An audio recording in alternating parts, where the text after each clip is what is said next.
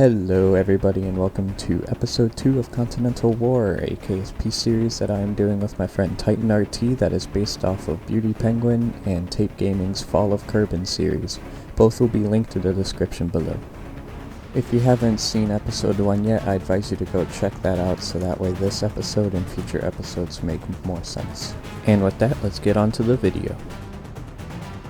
Hello guys, we're at the forward operating base I set up at Mountains Pass during turn 1. I have set up my forces to counterattack Millennium after they destroyed most of what I had here. We are going to begin our first strike by taking out the fighters at Millennium's forward operating base on the other side of Mountains Pass with these 3 brave fighter pilots in OE-6A Typhoons. They have been proven to not be good on the defensive, but hopefully they will work better on the offensive. I also have 1 dive bomber here to strike the defending tanks, minimizing the number of tank losses during a future tank assault.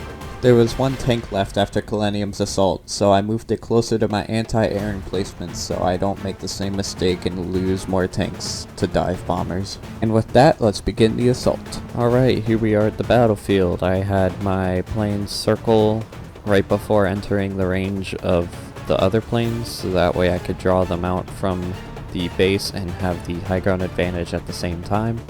Right now Millennium has 3 fighters positioned at this base, so this should be a quick beatdown, and let's get this over with. Alright, so the battle has started, the head-on has been passed, no shots were fired, or no hits were taken, there were shots fired.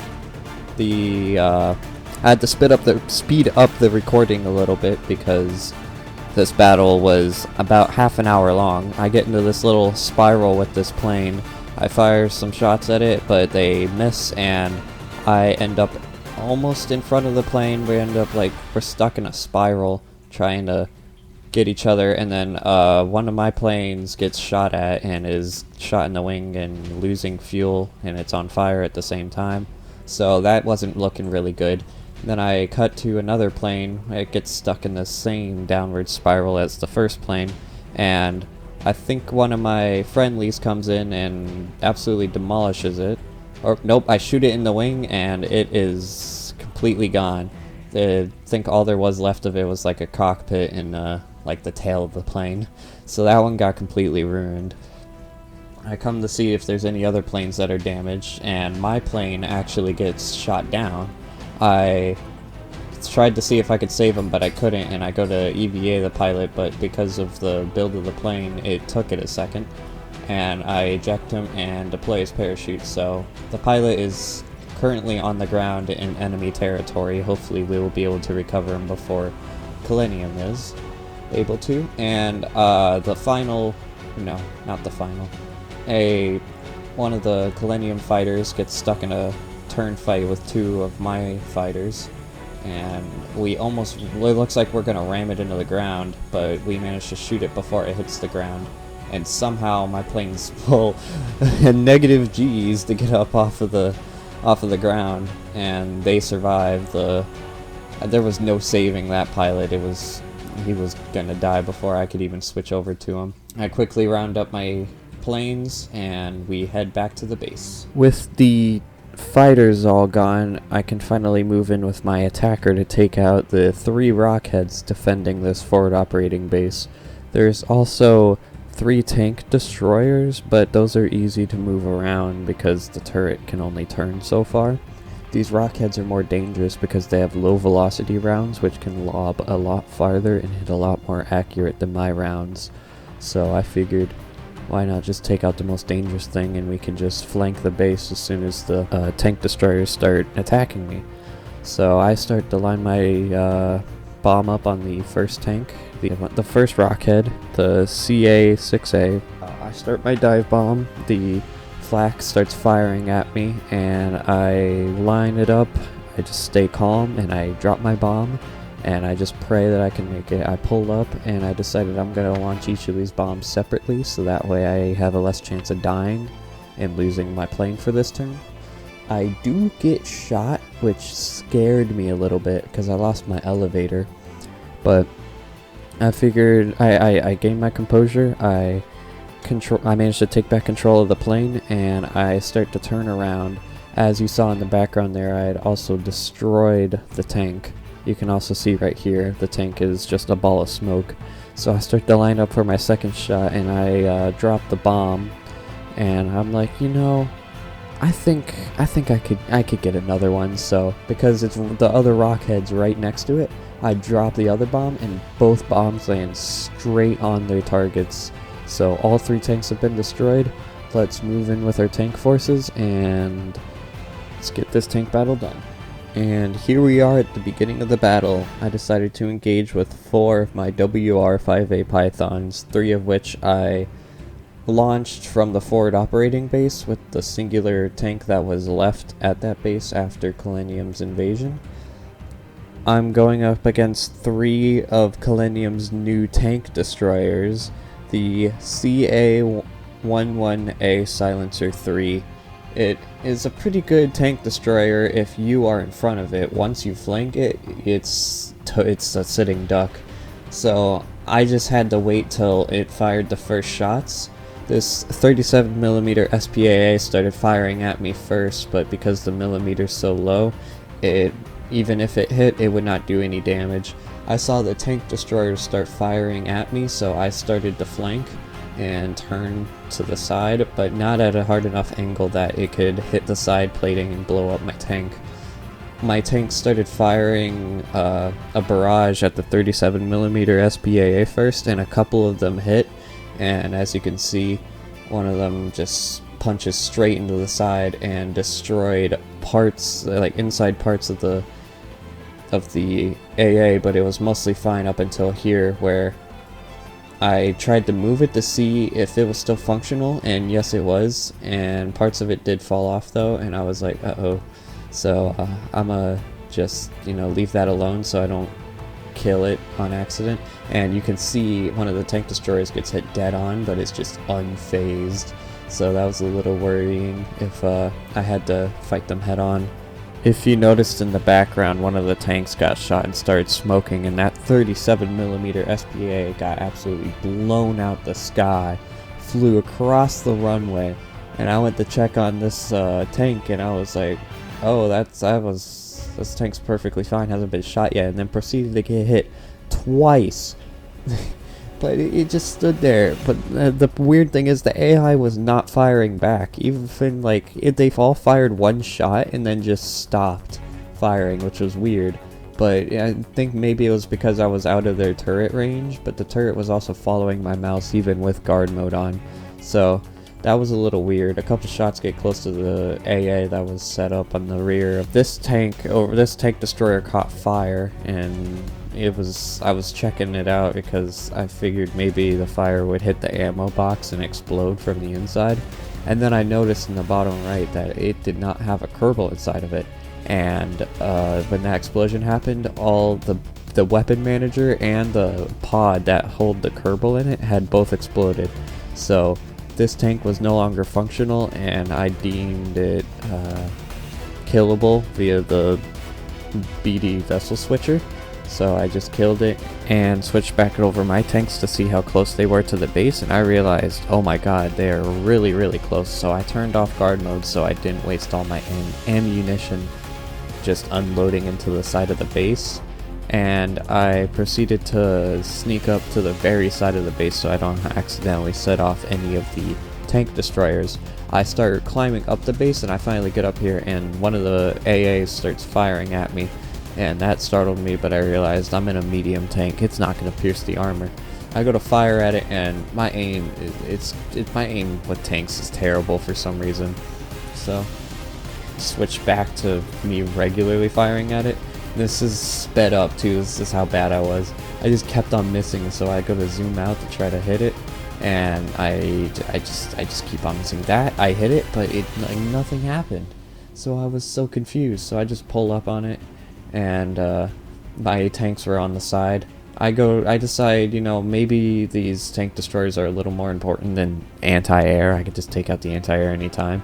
If any of my tanks gets in front of these, then they're probably doomed. And I come up on the rear of the tank destroyer because I figured maybe that's like the weakest spot, but no, it took a beating before it finally fell. One of the one of the treads on this tank was broken, and I finally hit it, and it caught on fire, and the kerbal inside was dead, so I kill it with the vessel switcher. And then I lock eyes back with this anti-air. I completely biff a shot, and then I finally get close to it and decide to shoot it like that. But when I got really close to it, I fired and hit the ammo rack dead on, and it blew up parts of my tank, which at the time I didn't realize was bad, because I blew up the weapon manager, which basically means it would have been dead. So I kill this other anti-air with a different tank, and I start heading for the last object, which was the supply truck. I hit it, didn't blow up, but it started smoking. So I was like, ooh, I'm gonna check it out. It's on fire, which it's a fuel truck. You know, you think that was like, it was gonna blow up any time, but nope, it didn't. The fire went out, and I decide I'm gonna kill it with this final tank.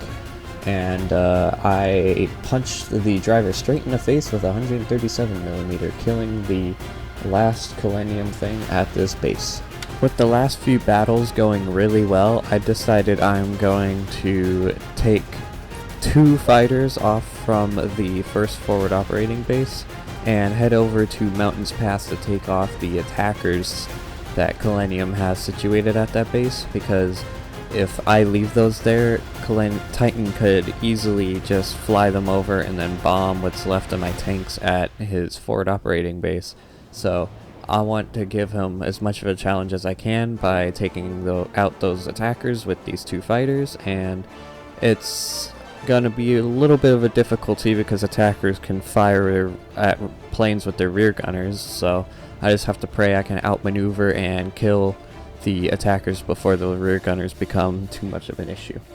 So here we are at the Mountain Pass airfield.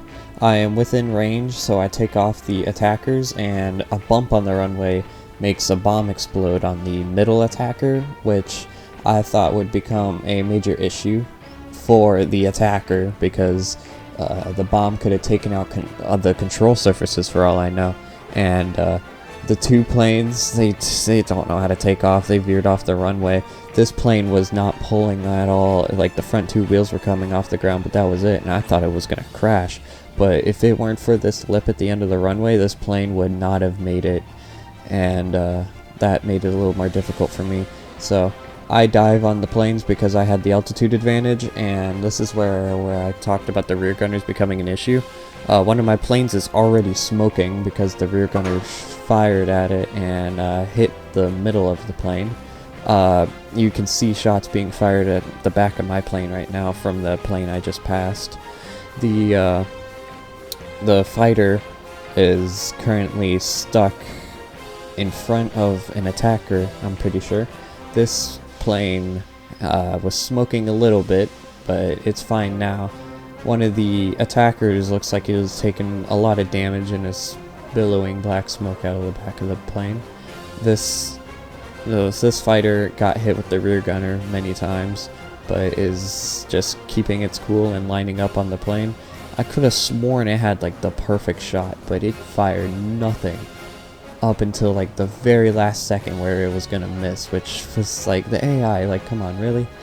You had a shot on it, but the rear gunner couldn't get a shot there because he dipped below the plane. And this looks like it shot the wing off of this attacker, and wings off of heavy planes like this isn't, the greatest, because the most they do is just spiral to the ground. I thought maybe the AI would be able to pull it up, but I was heavily mistaken. This plane starts to spin out, and it's not looking good for the pilot. As much as I'd like to EVA them, I wouldn't be able to, so I just destroyed it, and because I didn't want it to just bounce off the ground and then my attackers go and try to kill it but just run into the ground themselves. I'm a little scared after what happened when Millennium raided my base and that happened. This plane stalls and starts pulling a negative spiral, which is probably not healthy for the pilot, An attacker gets caught on fire and falls to the ground. It was only just the yaw surface, but that's a really important. it almost gains control. I totally thought it was going to be able to, save it, but no, it deploys its landing gear as like a last resort, and it lands on the landing gear, I think, or the nose, but either way, it didn't land well, and I think, yeah, it just hit the ground and exploded. I killed it right there, so my planes didn't try to destroy it and just, like, try to strafe it and get killed. This fighter starts engaging the final attacker, which is it's the attacker that blew up on the runway slightly. It was pretty good with evasive maneuvers until it got shot there, and it looked like it was fine, but the AI was not controlling it well. It lost a singular control surface. My second fighter comes in for a first pass and misses a few shots. The first fighter passes overhead and this attacker crashes into the ground. The one bomb that was on it blew up. I decide to take control of an attacker and strafe it, so that way I don't risk losing any of my planes. I end up absolutely demolishing it, and there are no attackers now in the Mountains Pass. I have completed my northern attack force, and we go on to positioning unit at bases. I start off by bringing another supply truck into the forward operating base in the north. I deploy a supply boat and 2 cruisers, the OUS Zuri and Zento, to start moving them down to the south with the OUS Zevion to intercept whatever Millennium is planning to do with the southern island chain. As my final deployment, I used a supply truck to make 3 20mm emplacements in my southern airbase, because, as Titan said, the AA would have been a better defense than splitting my air force in the north and the south. Alright guys, that is it for the rest of my turn. Here is the map if you want to pause the video and look at it. I'm going to talk for a bit, so if you want to, you can stick around. If not, don't forget to like and subscribe, and I'll see you in the next episode. Sorry that this video took a whole week to come out. I was procrastinating so much when making it, and I've never really commentated it before, so I normally read off scripts so I can say my thoughts in an organized way that you can understand. I plan to upload on Wednesdays on Eastern Standard Time, though it's going to be a bit shaky while me and Titan adjust to the large gap of no content that I had caused. So yet again, I am sorry for creating that gap. That is all I have to say. Thank you guys for watching, and I'll see you in the next episode.